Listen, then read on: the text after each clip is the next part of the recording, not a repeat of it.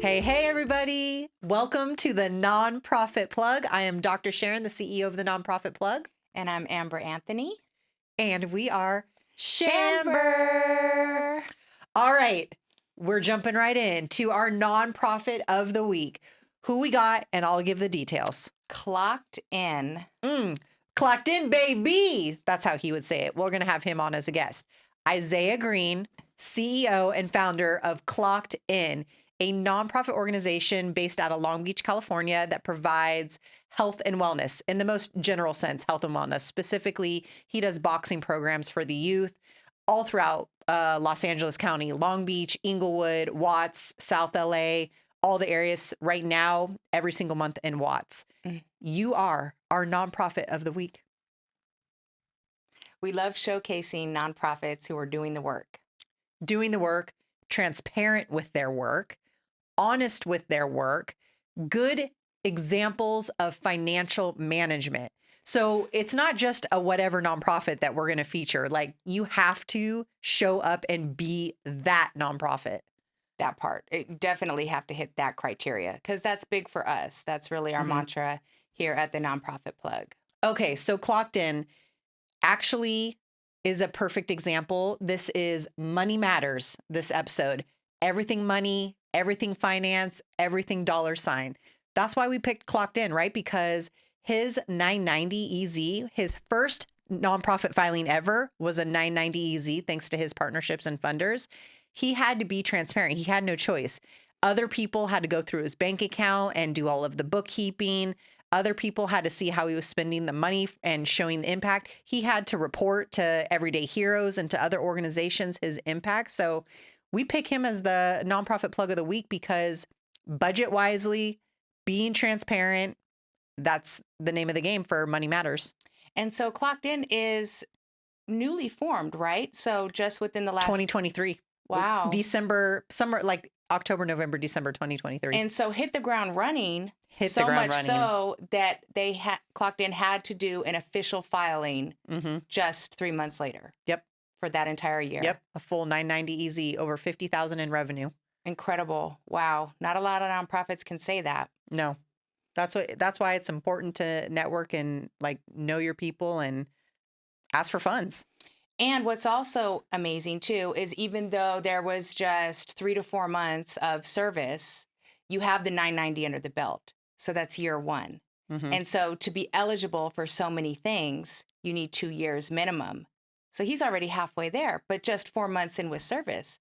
So that's not a bad strategy whatsoever. No. Getting the exempt status, hit the ground running, file the tax return, boom. And let me make it clear, and he'll talk about this when he comes on as a guest on the episode, but he knew when he started the nonprofit, it was about serving the community. So he immediately started serving and having programs, and that's what got him the funding. People forget that it's not, let me go get some funding and then impact. No, nobody wants to fund you if you don't have impact. Get some fucking impact. Create the program, impact the community, then you get the money. And he clearly did exactly that. Yes, I might be his wifey, but I didn't tell him to do that. He was taking note. Well, he has watched you and I do many a lunch and learn, many a consulting. So I'm glad that he was listening. He could probably do a discovery call and do a sales call for someone to start a nonprofit at this point. Incredible. But with that said, then, that actually leads us to the next portion, talking about the numbers. So number one, he already had the mindset shift. He knew that numbers and impact, put the numbers on the board. Report, show impact, get to work. Document. If it's not documented, it didn't happen. But he also didn't overcomplicate it by saying, well, I can't start until I have X. So I'd like to go into a little bit of detail about how I work with individuals that actually approach me at cocktail parties and such. And when I say what I do, of course, everybody wants to start a nonprofit. Because so many of us are, in fact, public servants. But on top of that, it is quite the thing now for for-profit organizations to have a social impact arm. It is. And I feel like it should be mandatory. I feel like, and that doesn't mean maybe you go get your 501c yourself, go get a fiscal sponsor. Boom. But I feel like it should be mandatory that any business entity should have a social impact arm. No, I definitely agree. And of course, when you get into the weeds of the numbers and how it can benefit both sides, to a crazy level, there's definitely the value, but it is a lot of work. You have to learn the rules of engagement, if you will. Mm. So it's something that you definitely don't want to take lightly. Don't just go out and get your 501c3 and not know what you're doing. There's a lot of compliance, especially in California with the Attorney General, et cetera. Mm-hmm. So get yourself in a community with the nonprofit plug, because we provide all of these checklists, tips and tricks and everything, no cost, our school organization, et cetera, because we want to set you up for success. We understand the challenges, the challenges, hurdles, the bumps in the road, and the financial outlay, because all nonprofits start with a personal financial outlay. That's just the truth.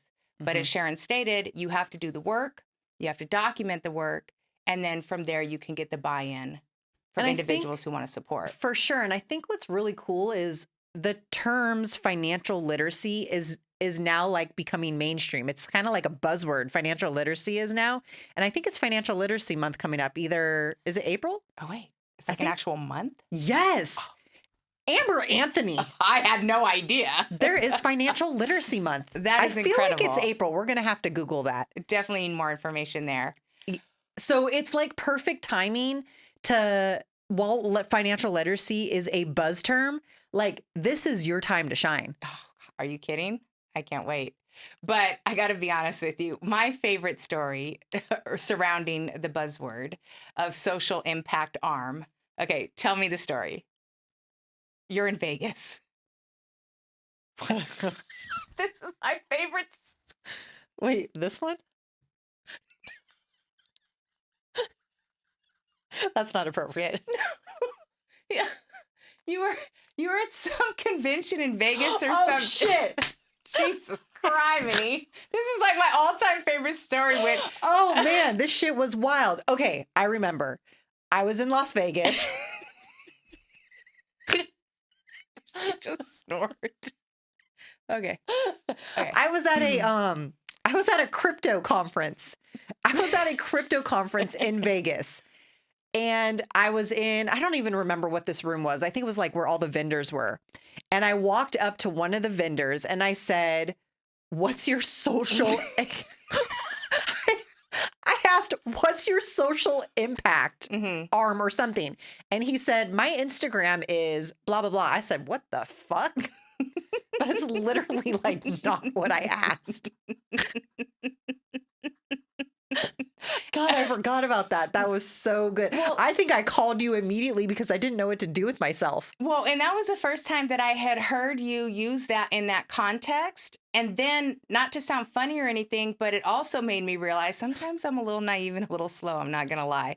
But I was also interested because I do sit in on a lot of your sales calls and onboarding from the CFO perspective, right?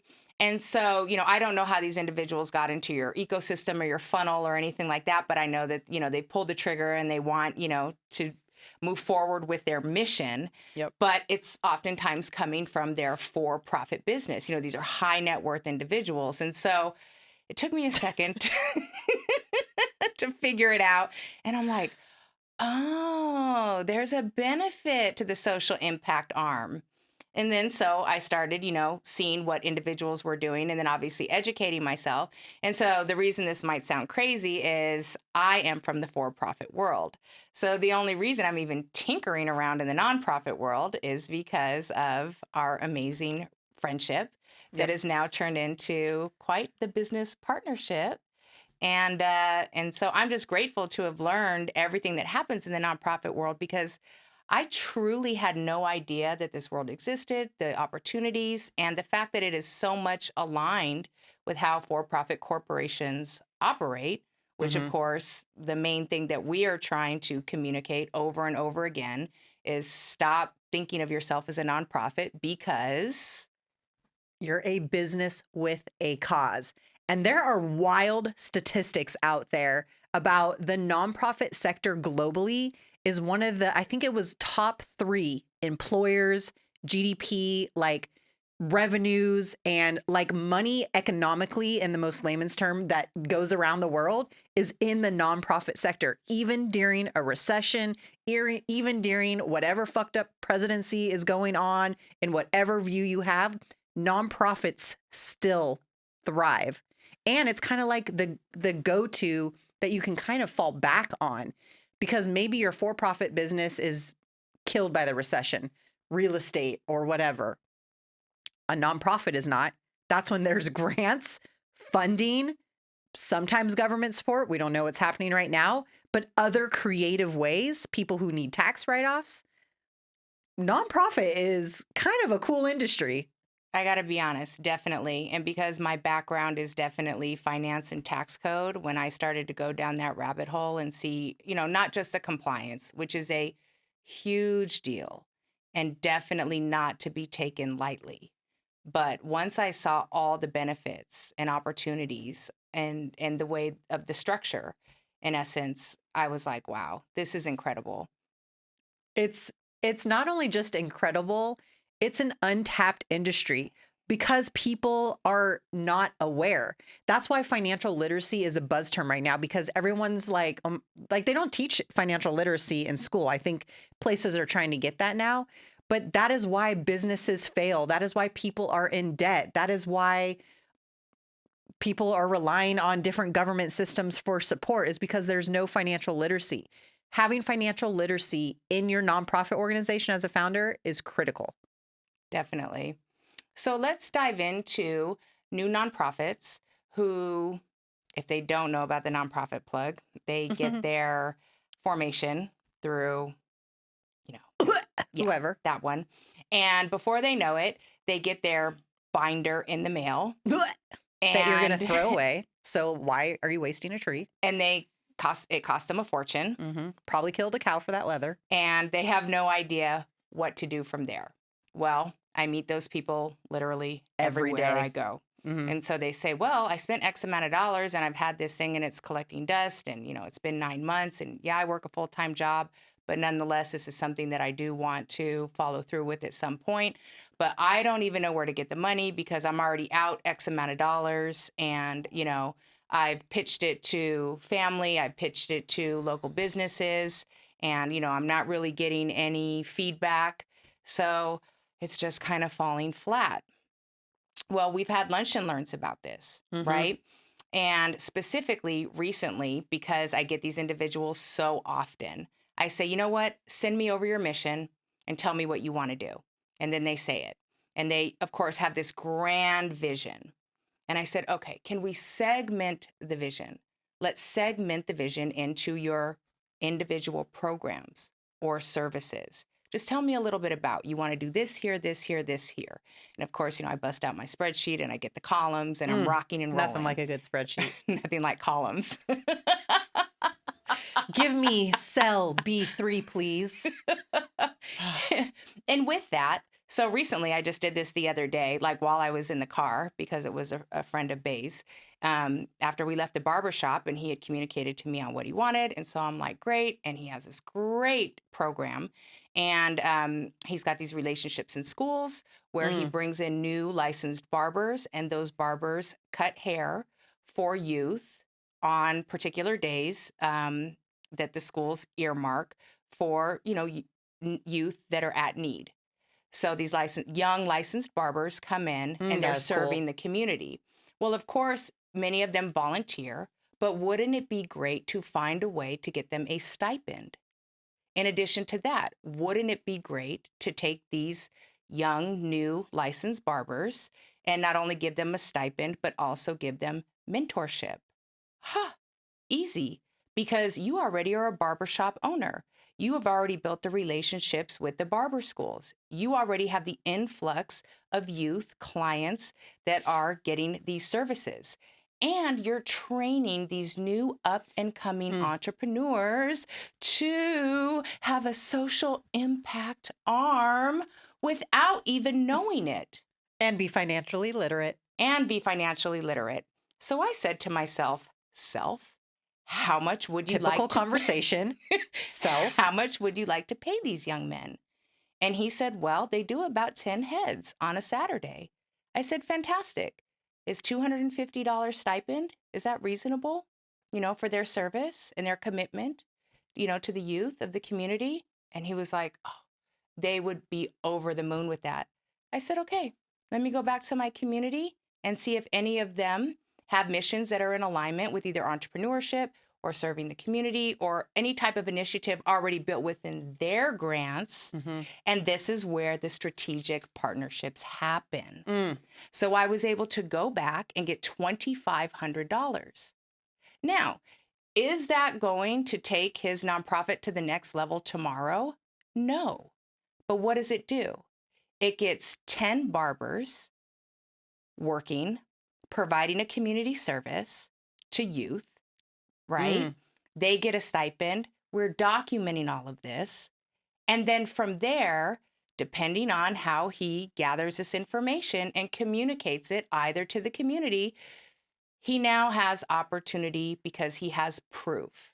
And all of this builds confidence within the program. So cool.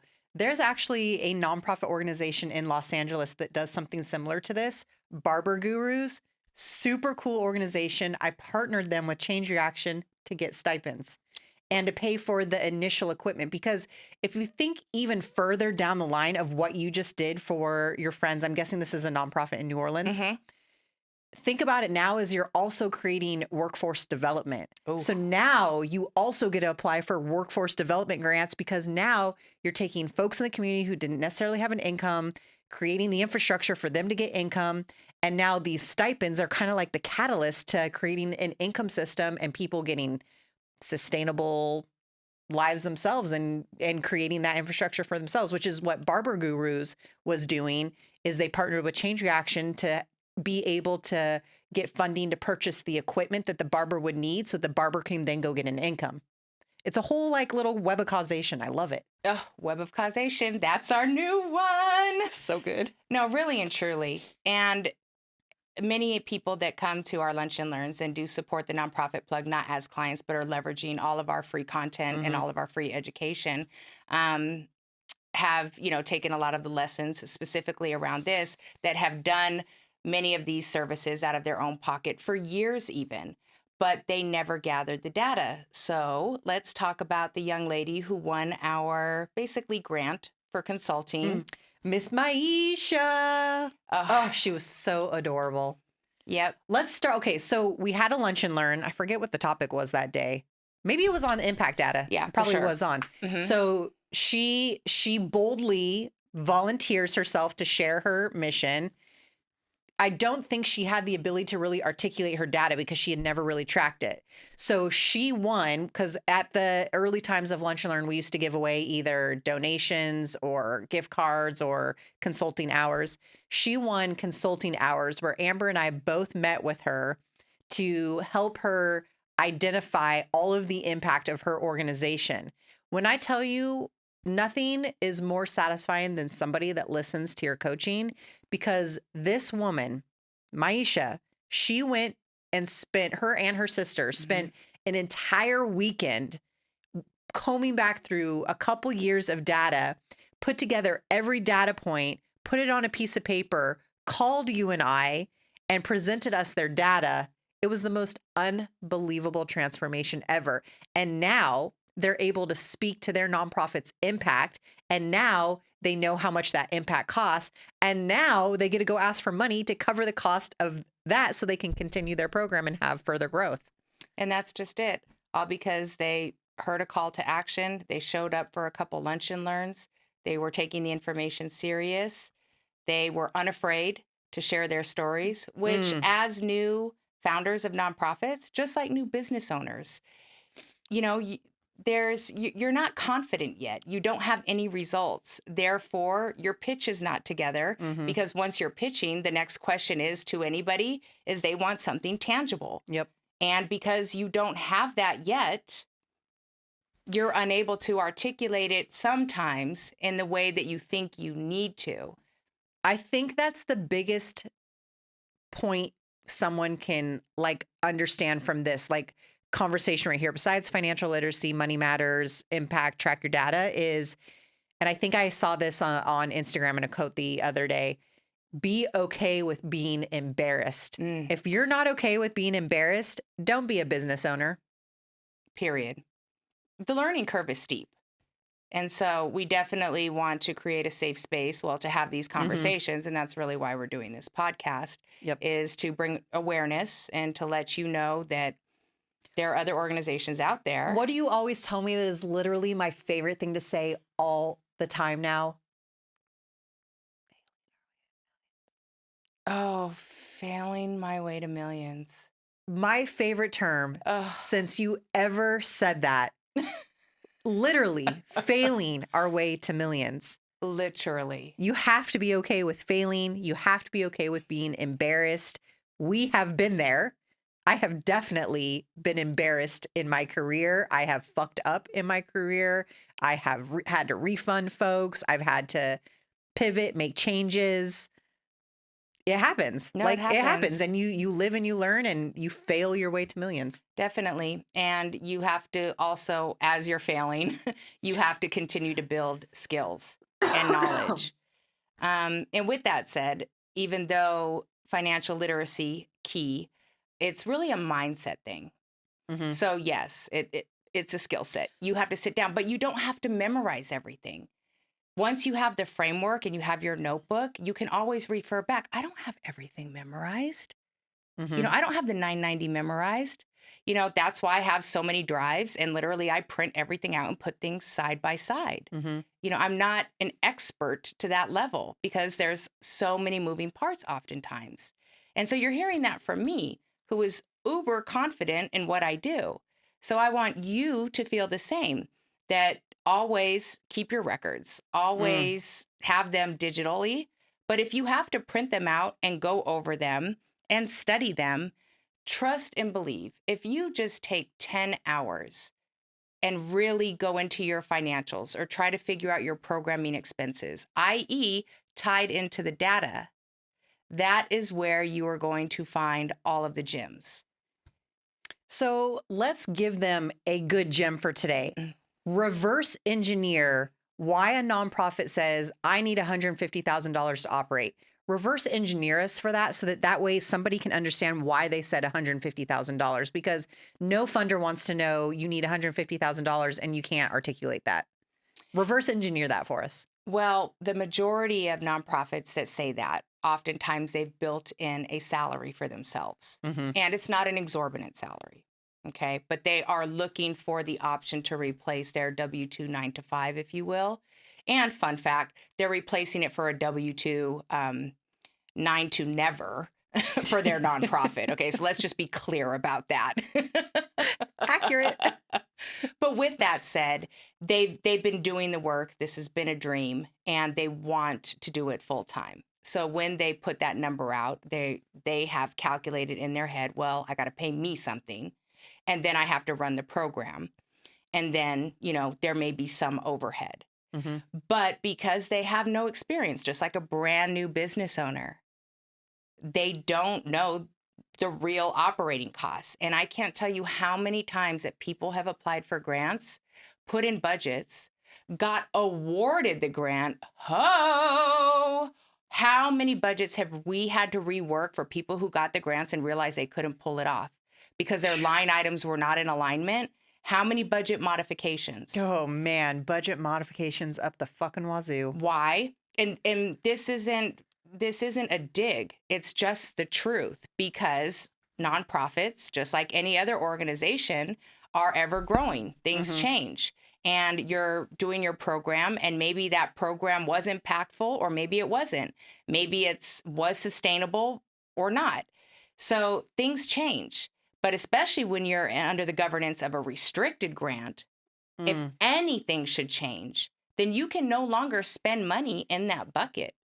You have to make the adjustment. Yeah. And then you have to articulate whether you're giving up that piece of money or that category of money, or if it can be reallocated to something else. And then you have to prove the purpose of that something else. Mm.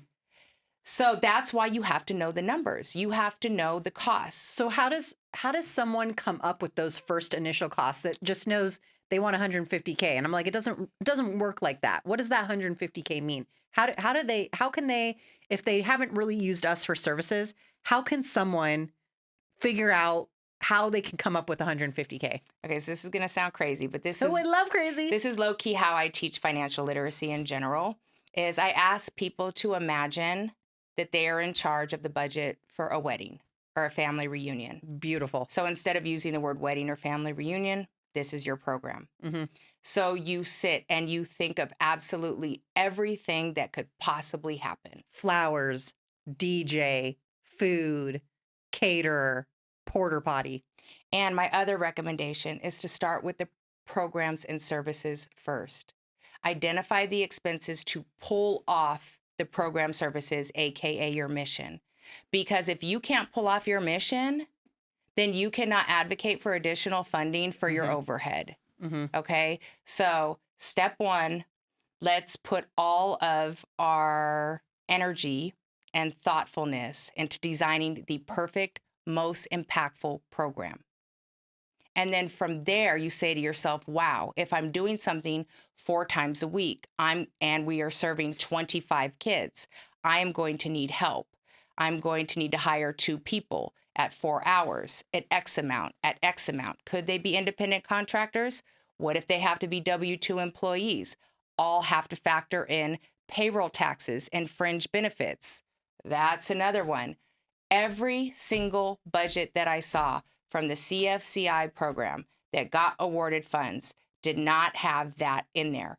Mm-hmm. So they had a salary, for instance, part-time salary for individual for $26,000 for the year because it was part-time, but there was no line item for employer taxes or workers' comp. Well, by law, you have to have employer taxes and workers' comp. So I had to take that percentage off of the $26,000. So now you can't ask somebody to work because it was designed X amount of hours times dollar per hour to equal $26,000. We have to back out the 14 to 16%. And so now we're left with the number, the new number. And so now we have to modify the program number of hours times dollar per hour. So it changed the entire scope of the program. But who would have known? Who would have thought? And, you know, these are things as business owners in the for-profit world we encounter. And it's the exact same thing that nonprofits encounter because they are, in fact, a business that are governed by labor laws, the IRS, et cetera. And these are what funders want to see. They want to understand this breakdown. So let's use ClockedIn as an example, who has a boxing program. We said we want $150,000 for the boxing program. What does that really fucking mean, though? It means maybe it's $1,000 per month for the venue rental. So that's 12 grand. Maybe it's $1,000 per class for the month for a coach. We want 4 coaches. That's 4,000 times 12 months. I don't know what number that is, but it's something. Then there's the cost of the mitts, the gloves, the Lysol spray cleaner, the insurance, because boxing insurance is expensive. The venue rentals, if you're moving around for the different facilities. I'm sure there's a whole bunch of other, maybe it's a ladder, it's the cones, whatever equipment comes with that. You have to think down every step of the way and constantly keep asking yourself questions of, what do I need to buy? I love the wedding example. I was just going to say, and that's the wedding example is perfect because no one has a problem breaking down a budget for a wedding. Mm-mm. So take that same wedding concept and apply that to your impact program, and boom, there you got a program budget. Yep. And then the other thing that I encourage you to do, keeping that same framework, is in the wedding, at the end of the day, once you put the package together, you know that when you produce the wedding, there's going to be X amount of guests. Therefore, you know the dollar per guest. Mm-hmm. Same thing you need to do with your program budgets. Once you have your program designed, X amount of guests. Yep. And know the dollar Cost per guest.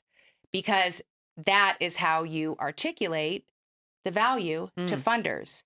I love that wedding example. That's a good one. Thanks. Yeah. Yeah. It makes sense. And everybody can understand a wedding budget. Yep.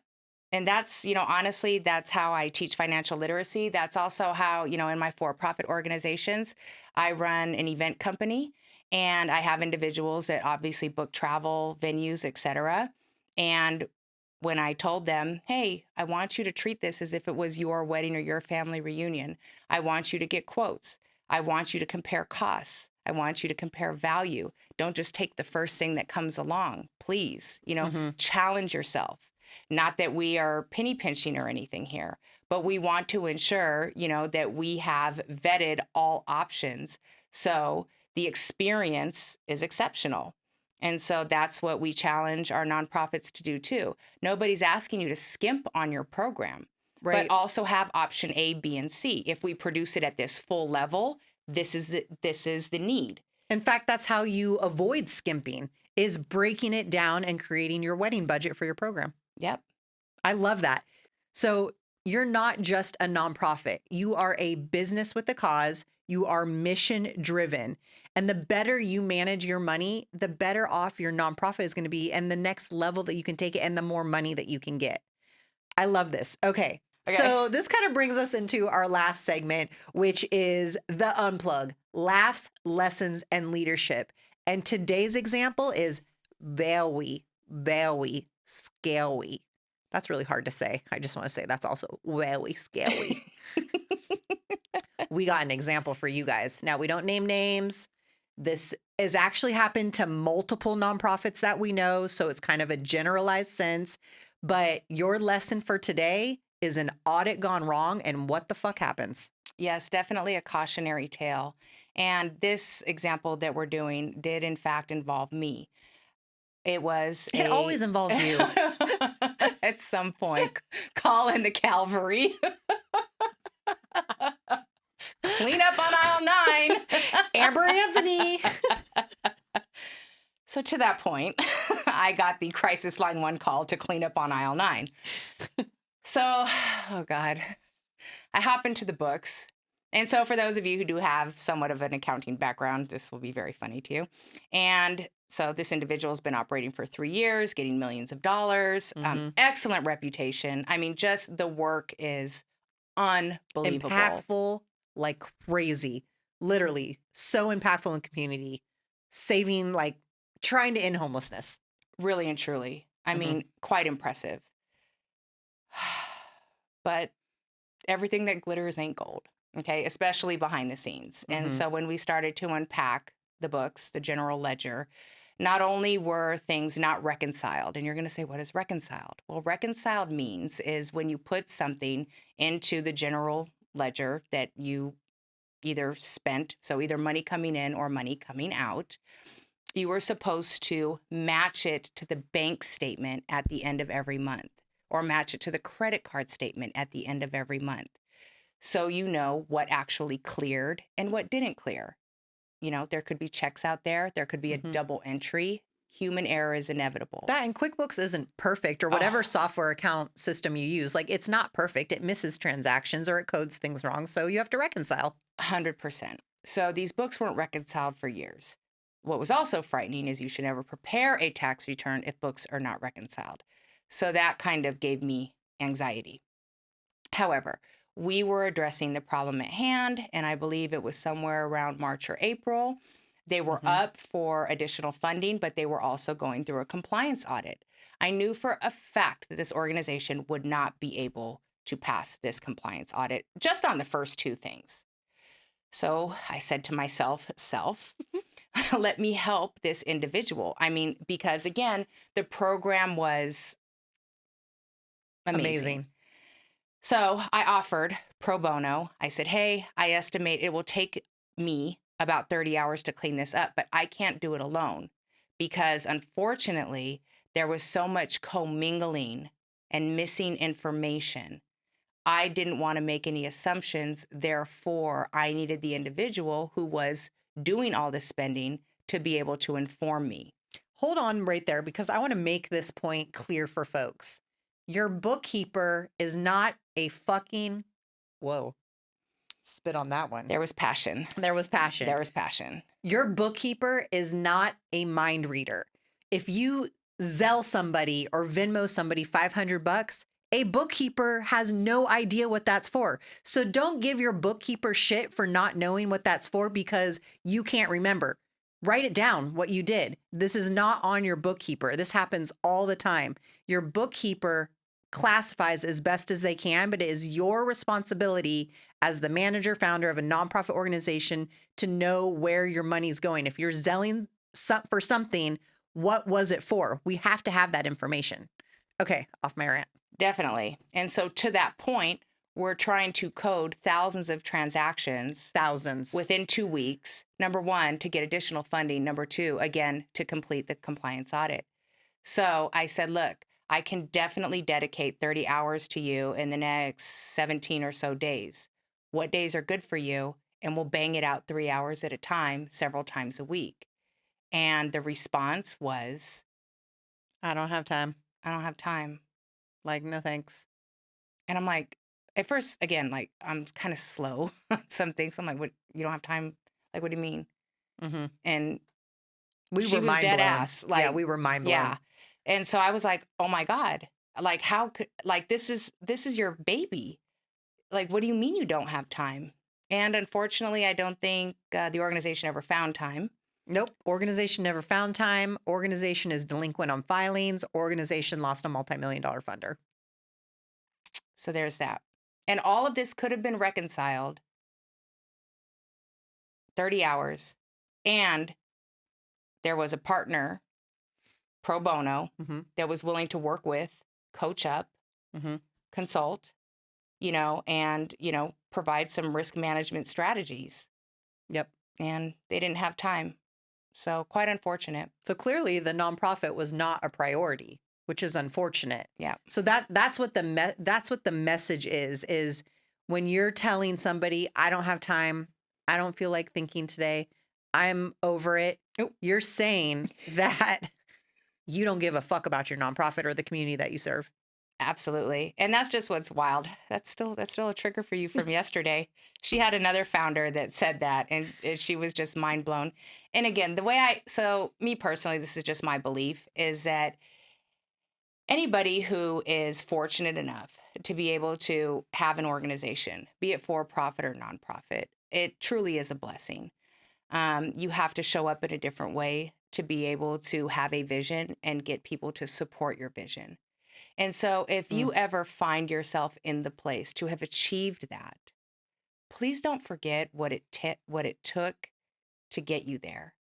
Because once you achieve it and it comes to fruition, well, you do have a responsibility. Mm-hmm. And one of the main ones, especially in the nonprofit world, is you are governed and your financials are public record, period.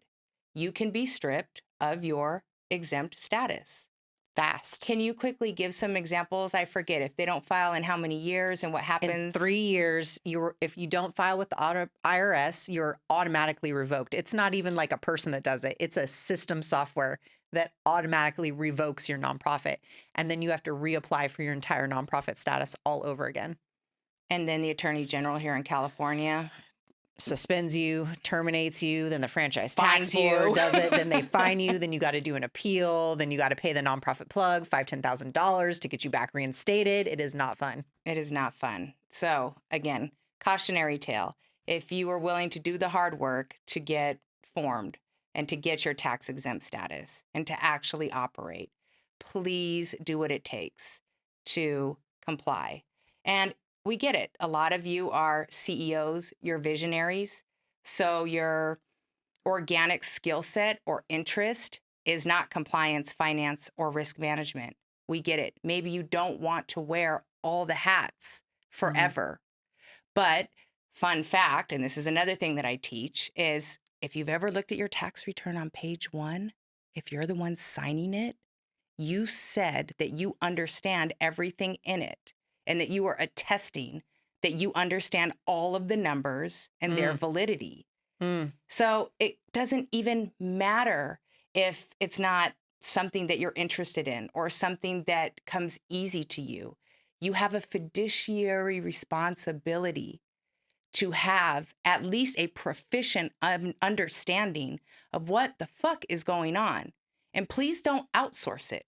Please don't think that just because you're paying your bookkeeper or your CFO $1,000, $3,000 a month, or you done hired somebody with the credentials, negative. So that's just my 2 cents. It's something I'm passionate about, and that's why we teach it, and we do it in a way that gets you to buy in and get excited about it in a safe place, because we understand it's not sexy. It's not something that everybody but we make it loves. sexy. We do our best. We make it sexy. Only because it's what governs the entire organization. And the more confident you are with money, the more powerful you are with your mission, which means the more impact you have on the community. Drops mic. That's probably too expensive to drop this one, so I won't drop this one. Network Studio. Actually, we'll just make Les and Tyrone pay for it. Mic drop. Network Studio. Shout out. Well, with that, I think that our episode 2 was fire. Phenomenal. Be financially literate. Be comfortable with your money. Click, like, share, rate, repeat. All the above. Follow us on Instagram at The Nonprofit Plug. Go to our website, thenonprofitplug.com, or go to our YouTube channel at The Nonprofit Plug. We are ShAmber.